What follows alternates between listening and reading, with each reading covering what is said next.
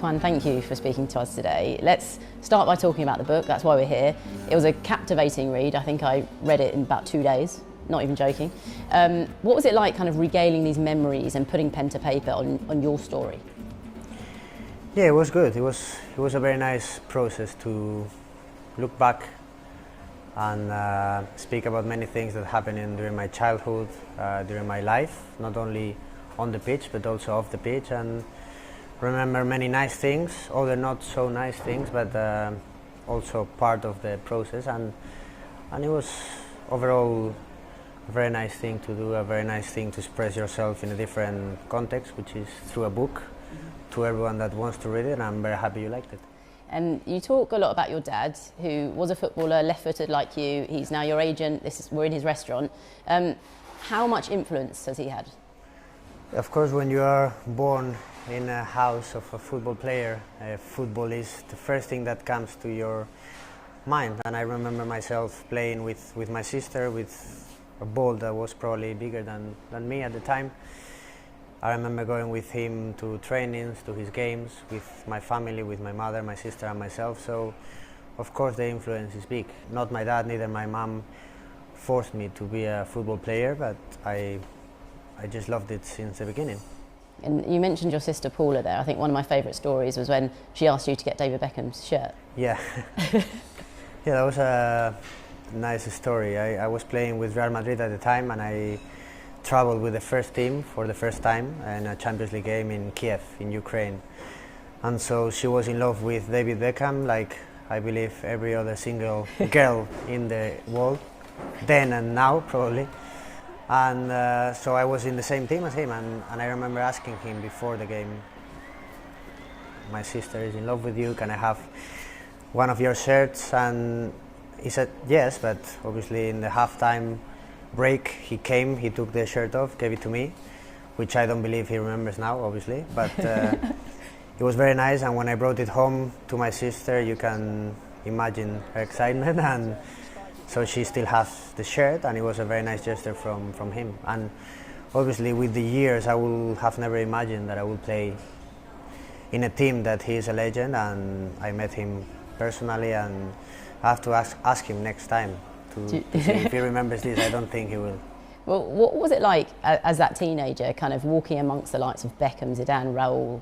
Must have been incredible. It was like a dream. I was 18 at the time, and I was training and playing with the under 23s in Spain, in Real Madrid. Castilla was the name, and so we got called 6 or 7 players. We got the first team call, and it was just a dream came true. We traveled with them. I remember conversations with Van Nistelrooy, with Casano, with Casillas, with who I would play afterwards in the national team. And it was just everything happening so fast. It was like a dream. And playing with Beckham, with Ronaldo, with Figo, Roberto Carlos, it was just unbelievable. What was the dream back then as that 18-year-old? What was the big goal?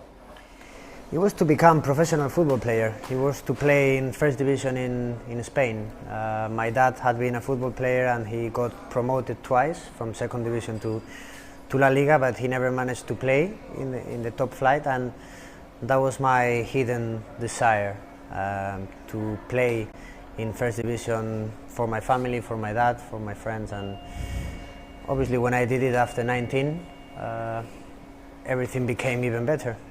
And for fans over here, we really got to know Juan Mata when you were at Chelsea. How do you look back on your time at Stamford Bridge? Yeah, it was an incredible time for me. I arrived from Valencia. It was a new chapter in my career, a new life, new country, new language. But everything was very good from the beginning. I remember my first game against Norwich at home. I had one chance and I scored, and since then I enjoyed many great moments, winning important trophies in barely 2 years. The fans were incredible to me, both years voting me as a player of the season. So all my memories from London and from Chelsea are great, and I'm very grateful, and I will always be. I mean, you touched on the trophies there, obviously, the Champions League, Europa League, winning that Player of the Year back-to-back. Would you say your best memories on a football pitch come from those years at Chelsea? Well, I have to think also, obviously, about the national team when we won the World Cup, which I think it was the best night in my life in my professional life. Winning that World Cup was something difficult to describe, even now. Not only winning, but coming back to Spain and sharing the trophy with everyone in the country.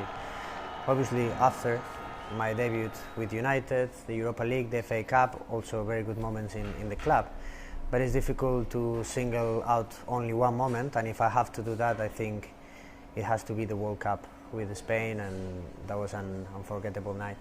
And talk about big moments. The one of you arriving in a helicopter at Manchester United is an iconic one. How do you look back on that now?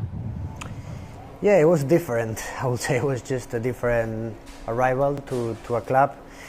I remember I was in London waiting for a few days for the transfer to be completed, and yes, it was a helicopter waiting for me near my home in Battersea, and it was also a nice day, very special day to arrive here to see David Moyes at the time, to see David De Gea, my good friend, welcoming me, and yeah, a day also that I will never forget. It was different. It was arriving in style, yeah. And it's almost like it's come full circle, because your debut was against Cardiff, who at the time were managed by Solskjaer, and he spoke to you that day. Yeah, it was another nice anecdote. My debut was against Cardiff, and he was the manager of Cardiff at that time, but he still felt love for his club, which is United, and you know he's a legend here. So when we were in the tunnel and I was ready to enjoy my day, he came to me, he tapped my shoulder, and he said, "Enjoy this club. It's incredible. You will see." And yeah. 5 or so years after, we are here together.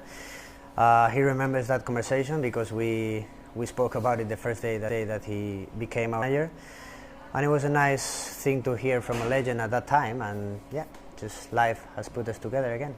And like you said, he's an absolute legend of Manchester United. Obviously, you've worked under different managers over the years. What's different about Solskjaer? I think every manager is different, and every manager has a different way of working. Obviously, he's played here. He's a legend here. He's won many trophies here, and now he's in a different position, which is our manager. But he cares a lot about the club. You can see his passion for the badge and for the club, and obviously we all do, and that's the difference from him and other managers. But everyone has his own career as a player, as a manager, and everyone is different. Yeah. And you mentioned David De Gea a minute ago. Tell us about your relationship, because you two really do seem like genuine best friends, kind of at work and outside of work. Yeah, we knew each other since before I came from the national team. And so he was very important for me when I arrived to Manchester. I think it's also important, you know, when you arrive to a new place, to have someone there to help you in the first weeks. And he was there for me, and since then we became really good friends. After Ander Herrera came, which is another good friend, so the three of us, we connected really well. But yeah, David is definitely one of the best friends that I have thanks to football, and obviously one of the best players that I have played with, because as a goalkeeper he is just unbelievable. And one of the players you single out in the book is Anthony Martial. You say he can win a game on his own. How big is his future? Well, I hope he's really big.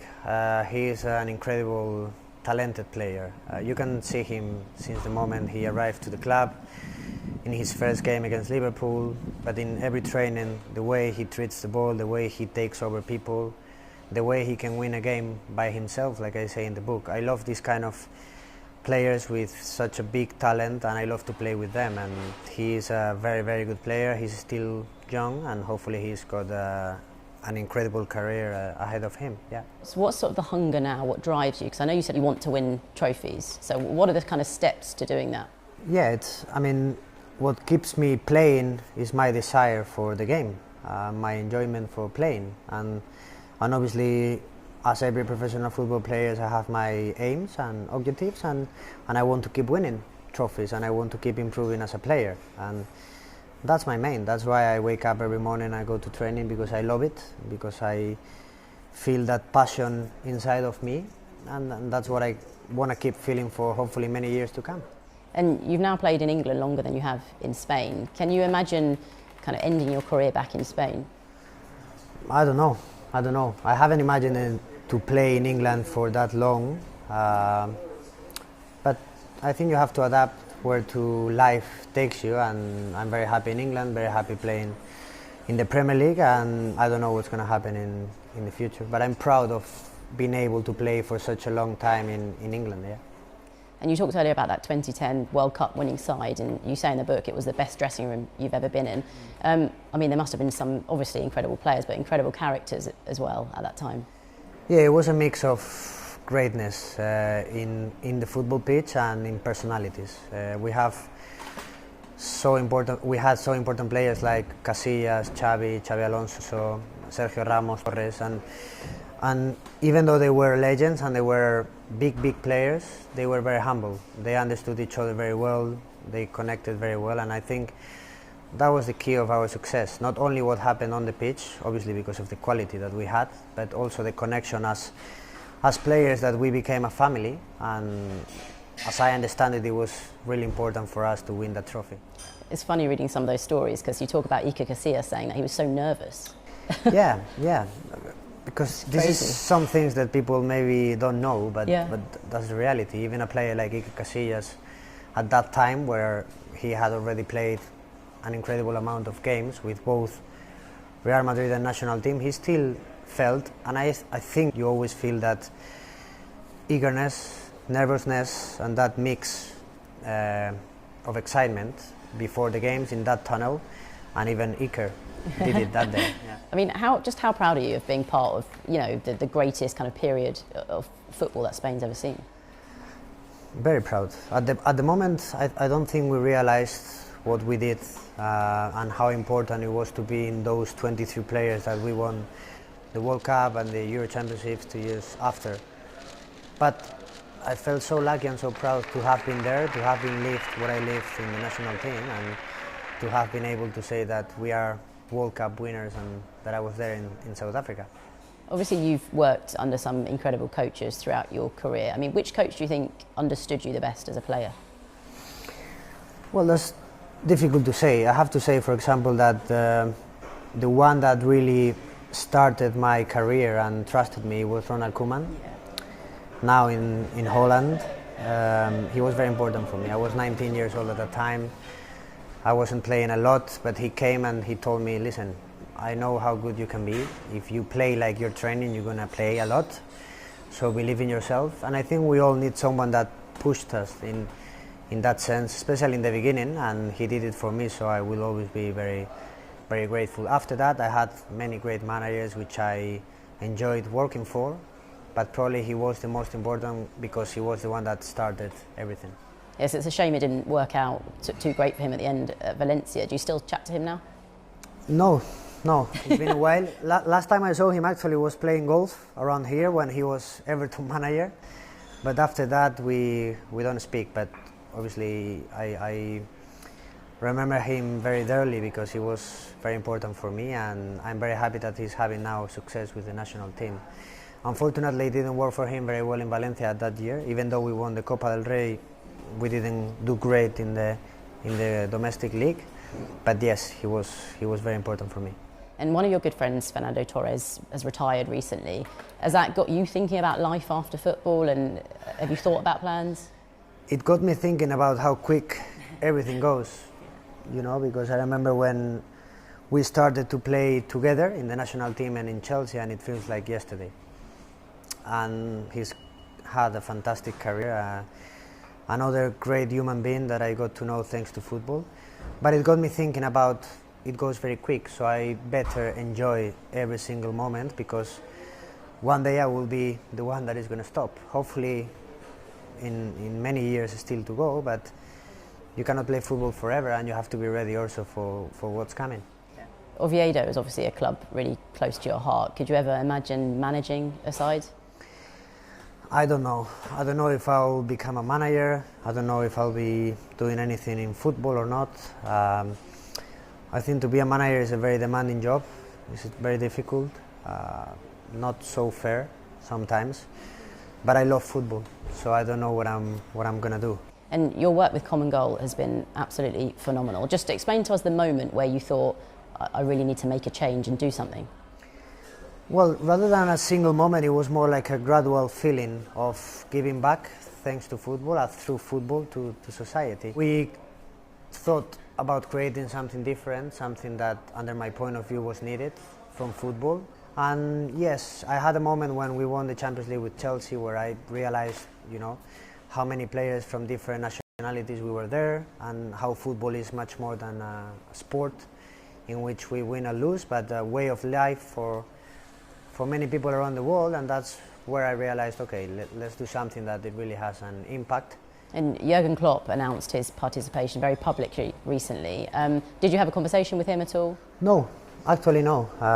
It was obviously very nice to see how he did it also when he received the award and in front of everyone in the football world. So I'm very thankful for that, and very proud to have him in the Common Goal team.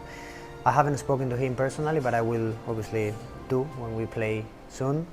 And it was nice, very nice from him to do it the way he did it, and great for the movement to have a manager like him. Fully understand other footballers have their own charities. Do you expect more players to participate? Many players can join through their foundations. So this is not about, okay, I have my own foundation and so then I cannot join Common Goal because I'm doing my own thing. This is about embracing everyone that wants to join, and if they want to do it about their foundation, then it's perfectly fine. This is only a different concept by doing it to like a global scale, and so everyone is welcome to join, and I'm sure that we will keep having many new signings in the next weeks, and the movement will always keep growing. Yeah.